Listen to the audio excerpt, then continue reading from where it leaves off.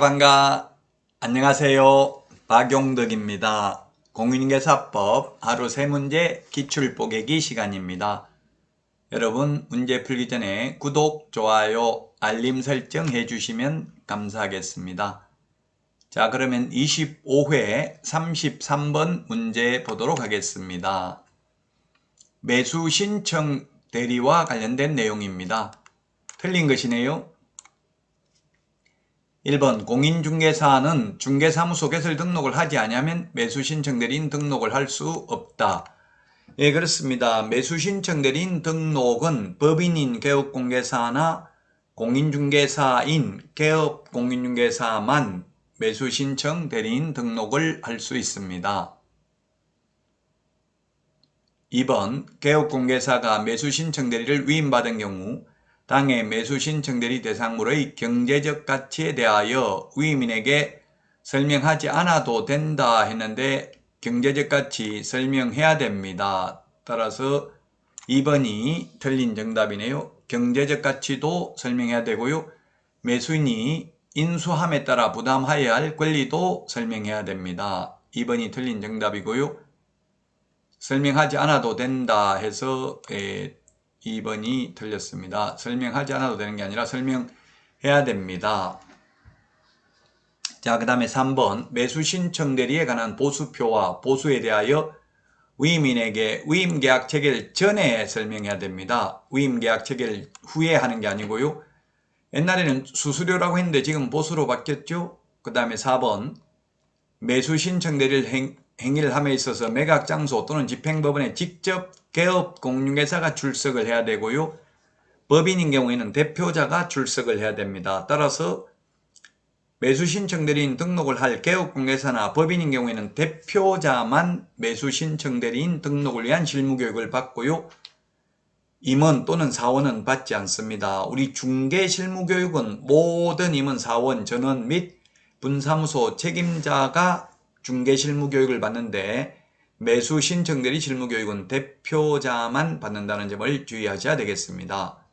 그리고 5번 우리 중개사무소는 업무정지돼도 출입문에 써붙이라는 말이 없는데 매수신청대리의 경우 업무정지 처분을 받으면 출입문에 업무정지됐다고 써붙여야 됩니다. 표시를 해야 됩니다. 2번이 정답이 되겠습니다. 경제적 가치도 설명을 해야 된다. 경제적 가치가 뭐냐면 매각물건명세서에 있는 감정평가사가 평가한 감정가격 이런 것을 설명하면 되겠습니다. 자, 다음은 34번 문제 보도록 하겠습니다. 경매. 경매가 좀 어렵죠? 경매에 대해서 그런데 한 문제씩 시험에 출제됩니다. 틀린 것은 했는데 1번 기입찰에서 매수신청 보정액은 매수신고가액의 10분의 1로 한다. 이게 틀렸네요. 정답입니다. 매수신고가격 쉽게 말하면 써낸금액, 응찰금액, 입찰금액을 말하는 게 아니고 최저매각가격의 10분의 1입니다. 옛날에는 응찰가, 입찰가, 본인이 써낸금액 10분의 1이었죠. 근데 지금은 최저매각가격의 10분의 1입니다. 따라서 1번 틀렸고요. 2번 차순위 매수신고는 그 신고액이 최고가 매수신고액에서 그 보증금을 뺀 금액을 넘는 때에만 할 수 있습니다. 이게 시험에 출제가 됐었고요.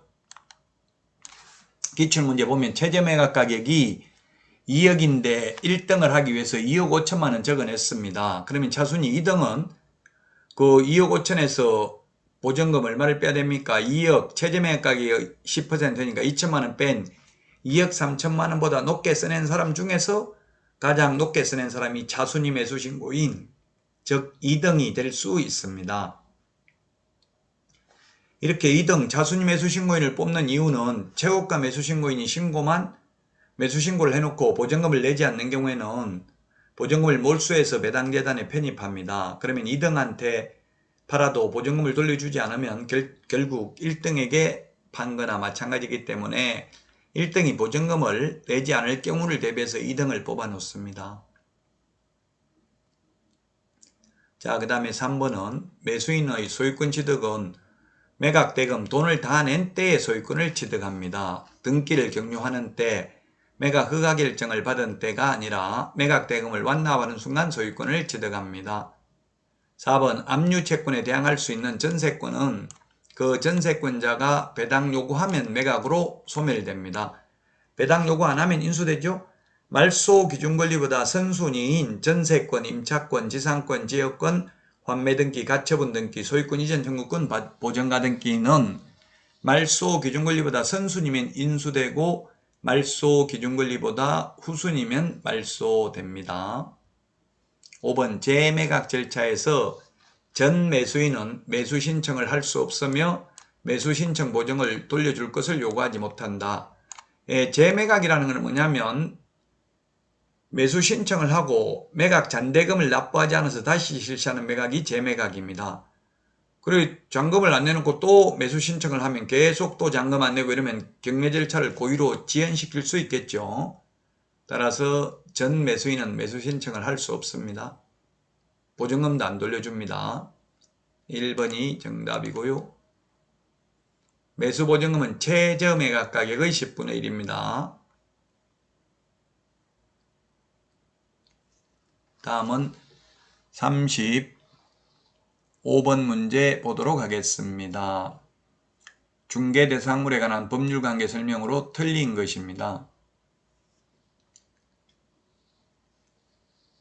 1번 건물이 없는 토지에 저당권이 설정된 후 저당권 설정자가 건물을 신축하고 저당권의 실행으로 인하여 그 토지와 지상건물이 소유자를 달리하게 된 경우 법정지상권이 성립한다 했는데 이게 틀렸네요. 물론 법정지상권은 우리 중개실무에는 거의 잘 안 나오고요. 민법에는 거의 한 문제 출제되죠. 예, 그렇습니다. 법정지상권이 성립하려면 저당권 설정 당시 토지와 건물이 동일인 소유이어야 합니다. 따라서 나대지에 먼저 저당권을 설정하고 후에 건물을 신축했다 하더라도 그 신축 건물은 법정지상권 인정되지 않습니다. 2번 대지와 건물이 동일 소유자에게 속하는 경우 건물에 전세권을 설정한 때에는 그 대지 소유권의 특별승계인은 전세권 설정자에 대하여 지상권을 설정한 것으로 봅니다. 예, 이게 민법 용어네요. 전부 민법 내용이네요. 맞습니다. 3번 지상권자가 약정된 지료를 2년 이상 지급하지 않는 경우 지상권 소멸 청구할 수 있습니다. 만약에 판결 전후를 합해서 2년간 연체도 소멸 청구할 수 있죠. 분묘기지권도 마찬가지입니다. 지료 2년 연체하면 분묘기지권 소멸 청구도 할 수 있습니다. 지상권자가 지상물의 소유자인 경우 지상권자는 지상권을 유보한 채 지상물 소유권만 양도할 수도 있습니다. 네, 맞습니다. 민법 판례입니다. 5번 지상권의 존속기간은 당사자 설정행위에서 자유롭게 정할 수 있으나 다만 최단기의 제한은 있다. 최단기가 경고한 건물은 30년, 목조 건물은 15년, 공작물은 5년이죠. 1번이 따라서 정답이 되겠습니다. 네, 건물이 없는 토지의 저당권을 먼저 설정하고 그 후에 저당권 설정자가 건물을 신축했다 하더라도 그 신축 건물은 법정지상권이 성립하지 않습니다. 여러분 많은 도움 되셨나요? 도움 되셨다면 구독, 좋아요, 알림 설정 해주시면 감사하겠습니다. 오늘도 숙제가 아닌 축제 같은 하루 되시기 바랍니다. 그러면 다음 시간에 다시 찾아뵙도록 하겠습니다. 안녕히 계십시오. 안녕.